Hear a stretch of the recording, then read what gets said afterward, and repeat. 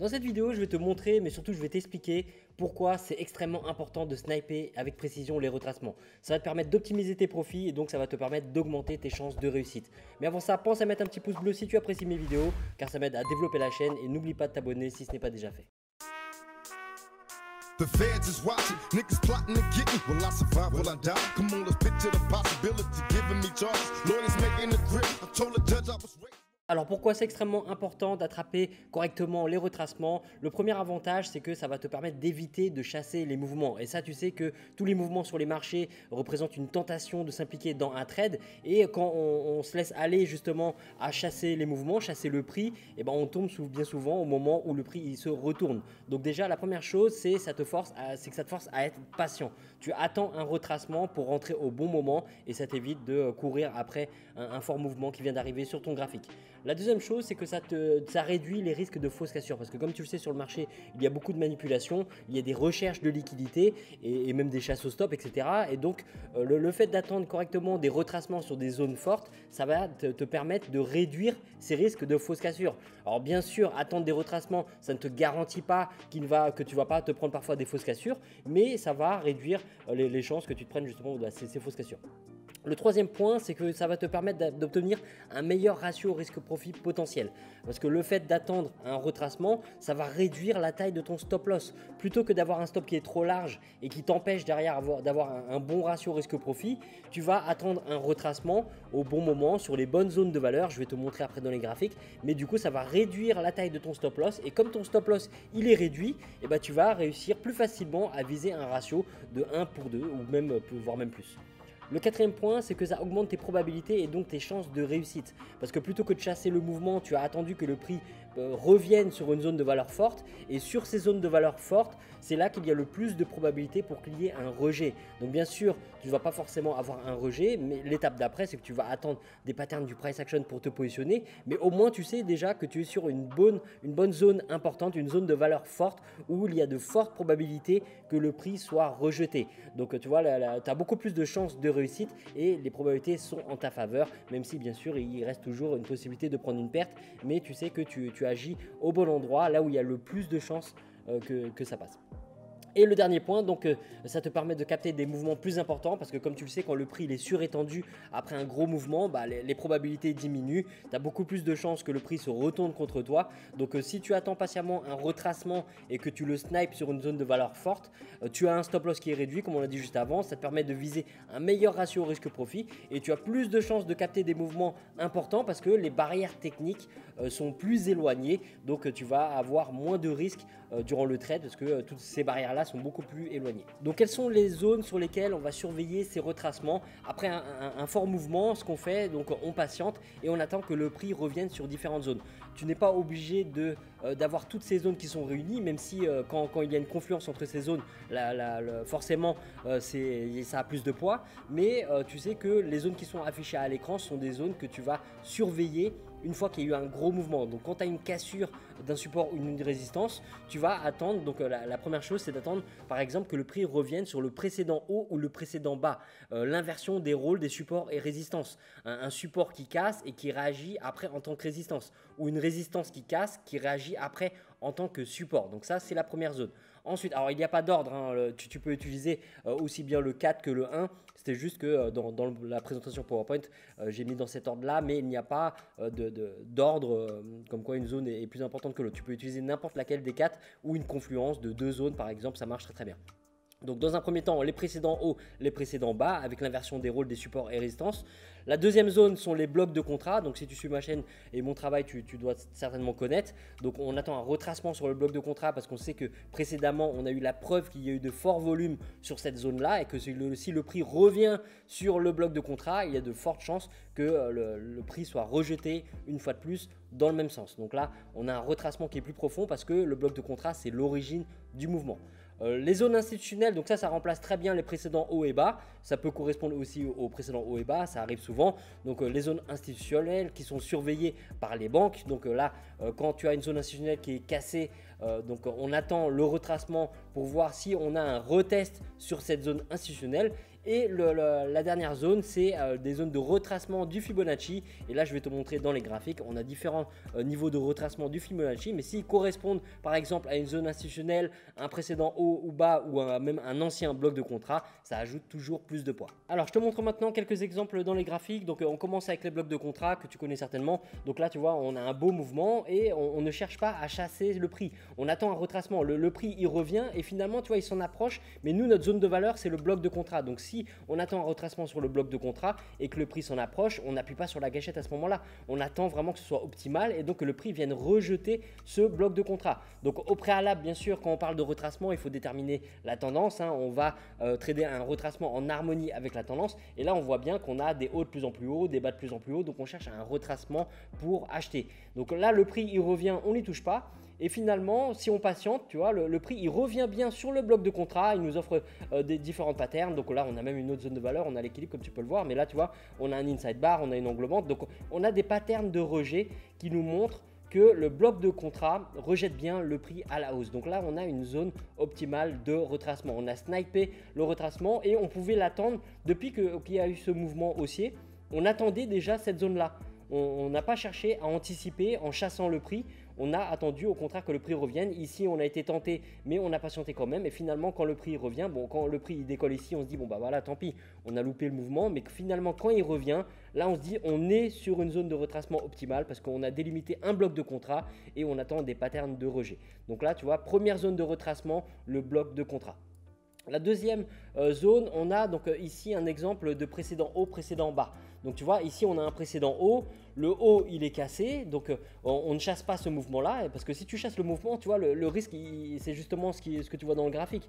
Le prix se retourne complètement et donc même si par la suite le prix il décolle, il y a de fortes chances que tu te fasses sortir au niveau de ton stop durant ce mouvement-là. Donc tu vois, on ne chasse pas le mouvement, on attend un retest sur le précédent haut. D'accord, donc on attend le retracement, le retest il ne vient pas. Au contraire, on a des patterns qui vont à l'inverse de la structure. Donc on ne touche pas à ces patterns là parce que c'est à contre-tendance. Donc on attend toujours et finalement, comme tu peux le voir, le prix il repasse au-dessus. On attend toujours un retest. On n'a pas de retest, on n'a pas de retest. Et là, quand le prix il revient sur la zone, c'est seulement à partir de ce moment-là qu'on voit que cette zone, ce précédent haut, qui agissait, donc qui était une résistance, comme tu peux le voir, c'est une résistance, le prix s'est renversé, agit maintenant en tant que support. On a un pin bar qui est ici, on a plusieurs inside bars ici, finalement on a un fake qui est là et on a la cassure de la bougie mère par le haut, on a un genre d'englobante ici. Donc seulement à ce moment-là, on a déterminé qu'on a un rejet de cette zone-là et donc on a un beau retracement pour se positionner en achat. Mais donc tu vois, les deux zones qu'on voit ici, bloc de contrat ou précédent haut, précédent bas, ça marche très bien. Le tout, c'est d'être patient et de ne pas chasser ces mouvements. Ici, on ne chasse pas. Ici, on ne chasse pas. Ici, on ne chasse pas non plus. Ici non plus, on ne chasse pas. On attend de voir que le prix il revient sur la zone qu'on a délimitée. Et une fois qu'on a des patterns du price action, comme on a par exemple dans cette zone-là ou dans cette zone-là, on peut se positionner et on a les meilleures probabilités en notre faveur. Alors pour les retracements avec les niveaux du Fibonacci, c'est pas compliqué. On va surveiller principalement les niveaux 50, 68,6 et 78,9, donc ou 79, 69, peu importe, ce sont les mêmes zones. Mais donc par rapport à ce qu'on a vu là, soit tu vas t'en servir en complément de ce que tu surveilles déjà, donc les blocs de contrat, les instits ou les précédents hauts, les précédents bas, ou soit tu peux te servir simplement du Fibonacci et regarder si tu as des zones fortes qui correspondent à ces niveaux du Fibo. Donc là par exemple, tu vois, on peut prendre un précédent bas, un précédent haut, le plus bas il est ici, le plus haut il est ici. On prend le Fibo, on attend un retracement et comme tu peux voir, le prix quand il retrace, il réagit sur certaines zones. Dans un premier temps, il rebondit sur les 50, ici il rebondit sur les 61,8 et donc tu vois là, ce sont des zones qui sont très très fortes. Donc tu peux utiliser les niveaux du Fibonacci et tu peux ajouter ces niveaux en complément d'autres zones de valeur. Si par exemple on utilise ici le précédent bas et le point le plus haut ici, donc le point le plus bas est ici, le point le plus haut est ici. Alors on va être précis, on va enlever ça. Voilà, le point le plus haut est ici. Et donc là, comme tu peux le voir, le prix il rebondit dans un premier temps sur les 50, mais après il vient sur un retracement optimal à 61,8. Et donc là, tu vois, c'est extrêmement puissant parce que là, on a et un bloc de contrat et l'équilibre et le niveau optimal du Fibo. Alors soit 79, soit 62, les deux sont très très bons. Si tu connais Michael Huddleston, il parle même d'un sweet spot à 70,5 à peu près au milieu ici. Mais c'est une zone, d'accord? Quand on cherche un retracement, on ne va pas se baser sur une ligne fixe, mais on va regarder les zones qui correspondent. Ici, on a un instit à 109 qui est un peu plus bas. On a 109,20 qui est un instit intraday. D'accord, des 20 pips. Donc tu vois, on a une belle confluence ici. On a l'équilibre, on a le bloc de contrat, on a un niveau du Fibo. Et donc c'est vrai que les probabilités donc, de rejet de cette zone étaient extrêmement fortes. Et donc après au niveau du price action, on a l'indice final qui nous permet de prendre position avec par exemple l'angle band qui est ici ou l'inside bar qui casse cette bougie mère par le haut. Alors un dernier exemple du Fibo, je suis allé un petit peu plus loin. Donc là tu vois, on a le plus haut. Et après tu peux ajouter le Fibo à chaque fois que tu as un nouveau plus bas. Donc d'ici à ici, tu vois, le prix il rebondit bien sur les 50. Il réagit bien sur les 50. On a un espèce d'evening star. Après, donc on déplace encore le Fibo. Ici, tu vois. Et là, le prix il revient encore sur les 50. Tu peux mettre le Fibo ici, mais tu peux même en mettre plusieurs. Tu peux très bien prendre ce précédent haut et ce précédent bas. Voilà, donc des fois tu verras bien que là ça a bien réagi sur 78,6 et finalement ça allait plus loin. Donc c'est comme ça, il y aura toujours des cas de figure où nous on cherche des retracements à forte probabilité, mais on n'a absolument aucune garantie que le prix il va donc être rejeté de cette zone de valeur. Mais ça marche dans les deux sens. Donc après ça, on peut très bien prendre ce précédent haut jusqu'à ce précédent bas ici. Tu vois, quand le bas il se forme, tu ajustes ton Fibo, tu pars de ce précédent haut. Tu cherches le précédent bas ici et le prix, comme tu peux le voir, il rejette plusieurs fois les 61,8. Et quand il rejette les 61,8, tu recherches s'il n'y a pas une confluence avec une autre zone de valeur forte. Et là, comme tu peux le voir, on a un instit des 110 qui est ici. L'instit à 110,20, il est juste là.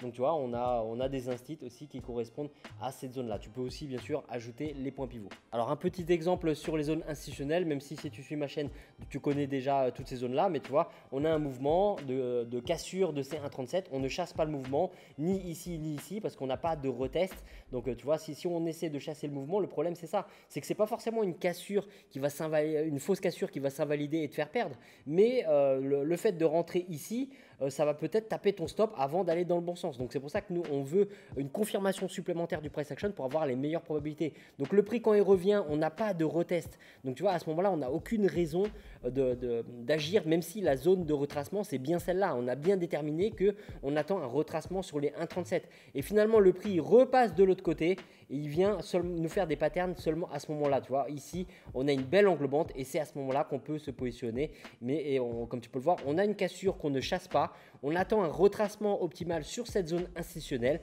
ou sur toutes les zones qu'on a vues juste avant, les blocs de contrat, les précédents hauts, les précédents bas ou les niveaux du Fibo ou une combinaison de tout ça. Et donc on se positionne après une fois qu'on a uniquement la confirmation du price action, notre dernier signal, la finition avec une pattern du price action. Donc là par exemple, si on ajoute un Fibo, qu'est-ce que ça donne? On a par exemple le précédent haut qui est ici, le précédent bas qui est ici.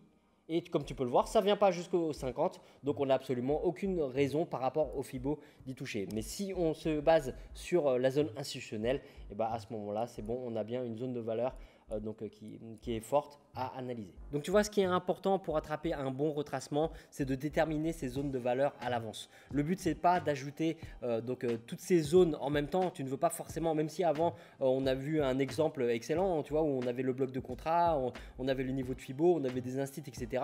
Quand c'est le cas, c'est super parce que là les probabilités elles sont encore meilleures, mais tu n'auras pas toujours une combinaison de toutes ces zones de valeur. Si tu attends absolument à chaque fois que toutes ces zones de valeur soient réunies et que tu ajoutes par exemple même les points pivots, bah, tu verras que la quantité d'opportunités est vraiment diminuée. Donc nous, on veut quand même un bon équilibre entre quantité d'opportunités et probabilité en notre faveur. Donc tu peux en choisir une ou deux. Ça te permet, comme je t'ai dit en introduction, d'éviter de chasser les mouvements, mais surtout ça te permet d'être serein parce que tu dis, bon, je sais exactement où je veux que le prix revienne. je surveille l'instit, ou je surveille donc un bloc de contrat, ou je surveille un précédent haut, un précédent bas. Une fois que le prix arrive sur ce niveau-là, j'attends une pattern du price action qui me montre qu'il y a bien un retest, qu'il y a un rejet au niveau du price action. Et à ce moment-là, tu sais que tu agis sur la meilleure zone, la zone qui t'offre le meilleur potentiel de ratio risque-profit. Tes risques sont diminués parce que le stop loss est plus petit et les probabilités sont en ta faveur. Voilà, c'est la fin de la vidéo. J'espère qu'elle te sera utile. Pense à mettre un petit pouce bleu si ça t'a plu. N'oublie pas de t'abonner si ce n'est pas déjà fait. Je te souhaite un bon trading et de bons profits.